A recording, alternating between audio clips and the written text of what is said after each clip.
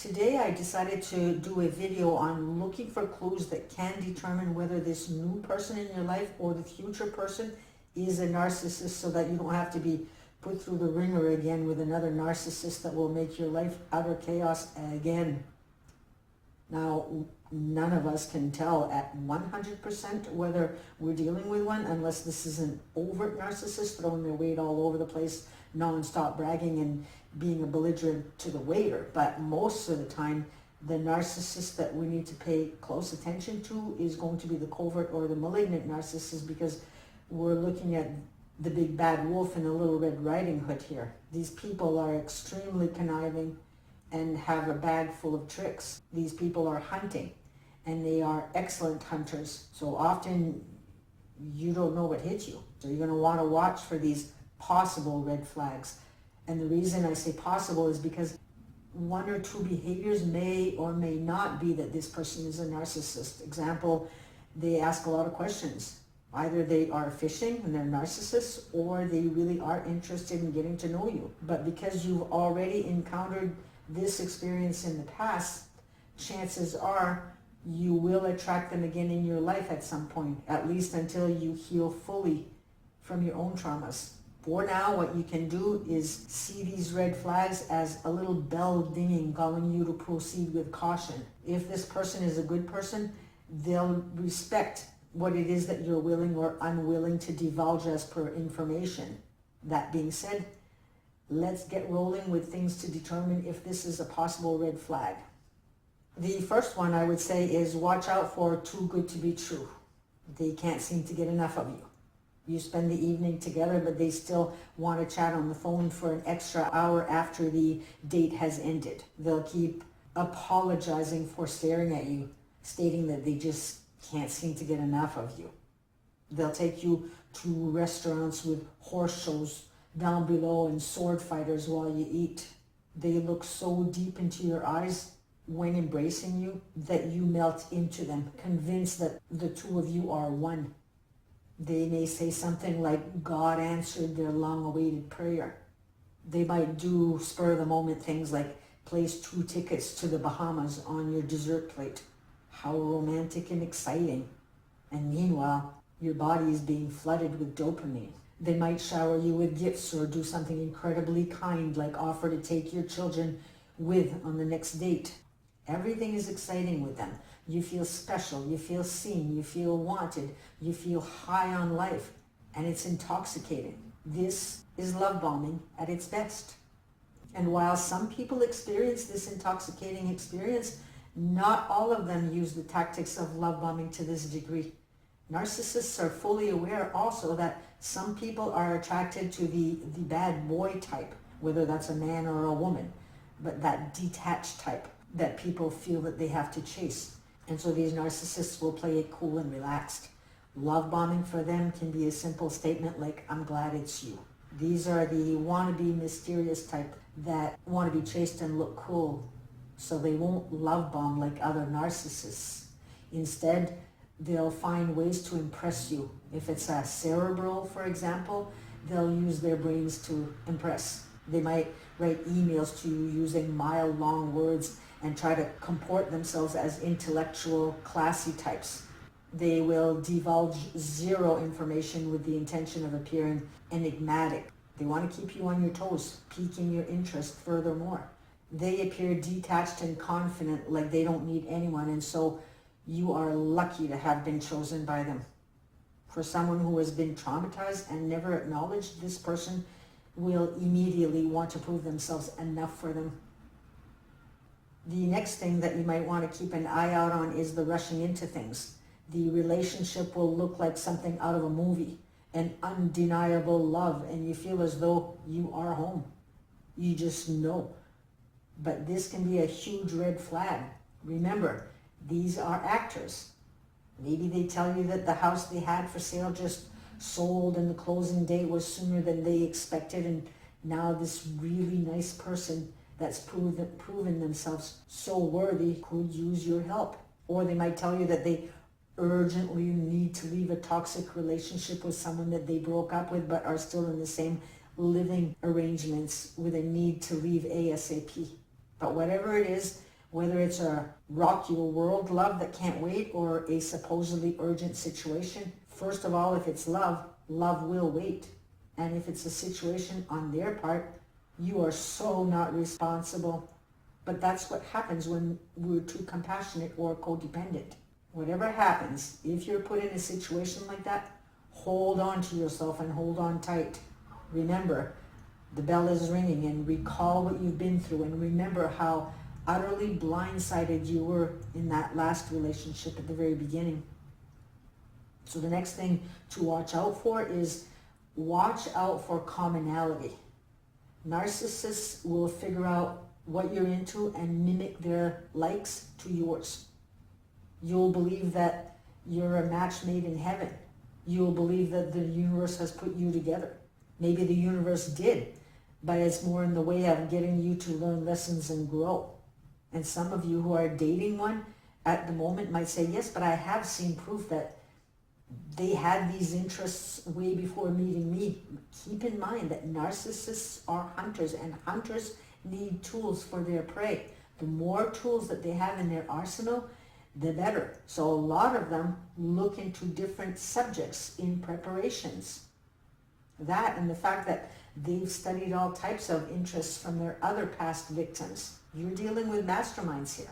And when I say masterminds, I mean masterminds in the manipulation department. If they discover that you're into spirituality, they'll research the terminology, maybe even set themselves up in a lotus position right before you enter a room. If you're involved in animal rescue, they'll make sure to join animal groups on their Facebook page, or you might find them building winter shelters for them.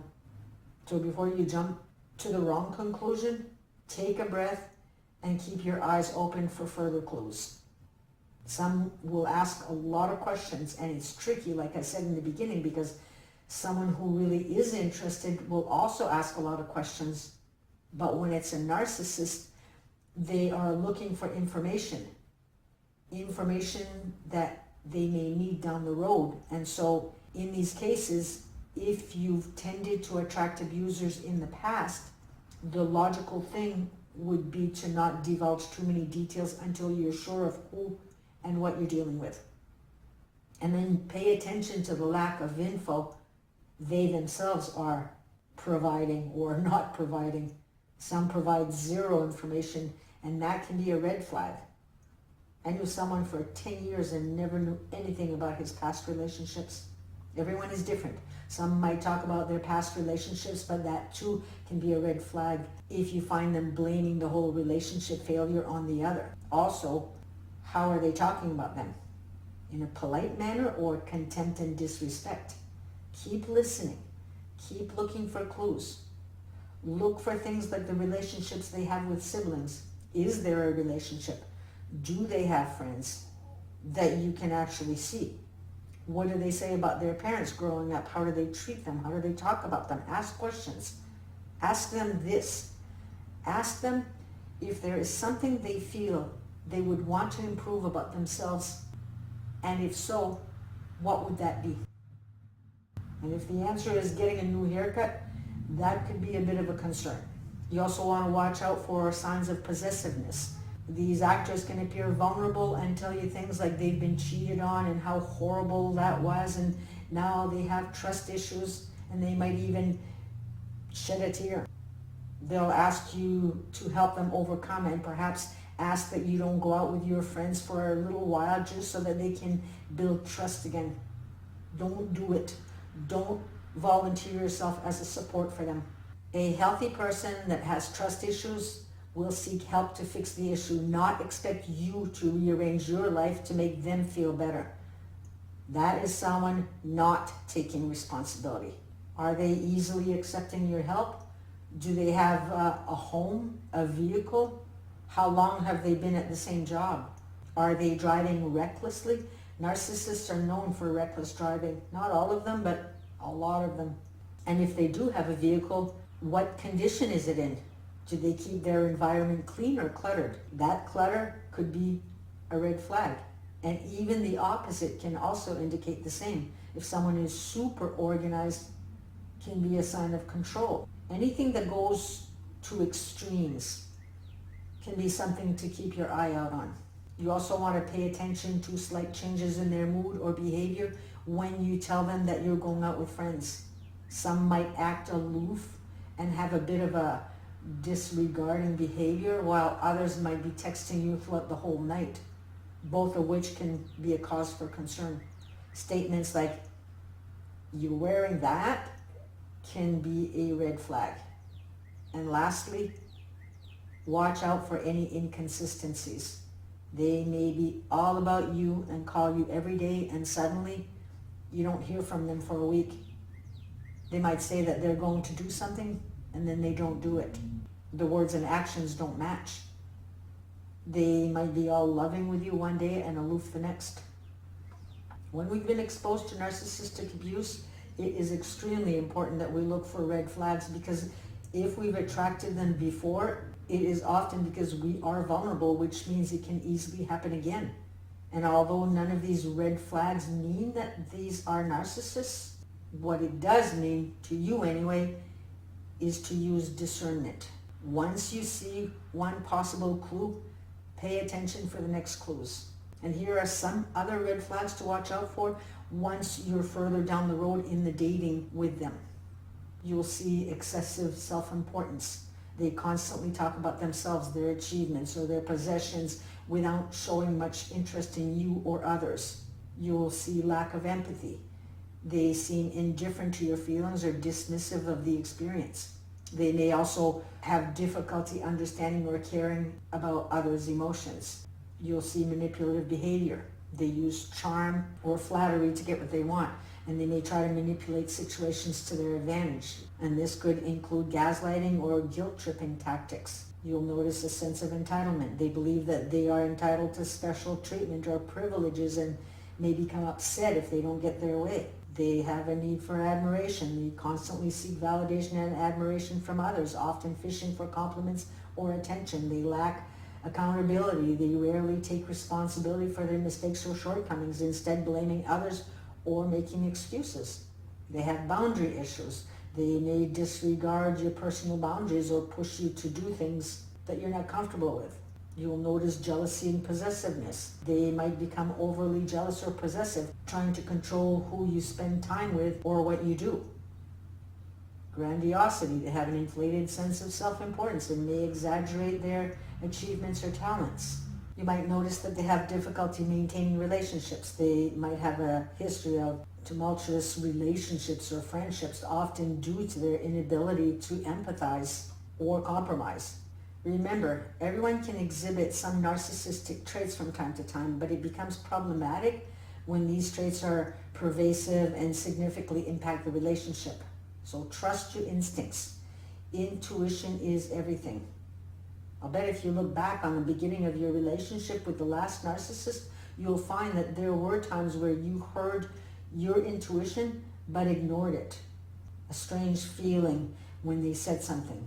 Perhaps a feeling as though they were lying, or a feeling that you had that something wasn't quite right about this person. But we are so wanting to seal the deal with the possibility of a happily ever after that we ignore our intuition. Intuition is a powerful tool, and the more that you follow it, the more it's going to guide you. All in all though, what I would recommend before even starting up on the dating scene is to take time to heal the old wounds. You still need to mourn the past relationship. You need to mourn the love that you needed growing up that never came. We need to get rid of all the years of anger and resentment that we felt in a lifetime. It's in the past, yes, but it still lives in us. We need to forgive others and our own self. We need to let go of our own self-judgment that we are not enough. And we need to know that if we want someone to love us, we need to be filled first with our own love and acceptance for self. And after all of that, we need to reprogram our mind, because even though we do all kinds of discoveries and letting go of the old programming, we still do need to refill with better programming.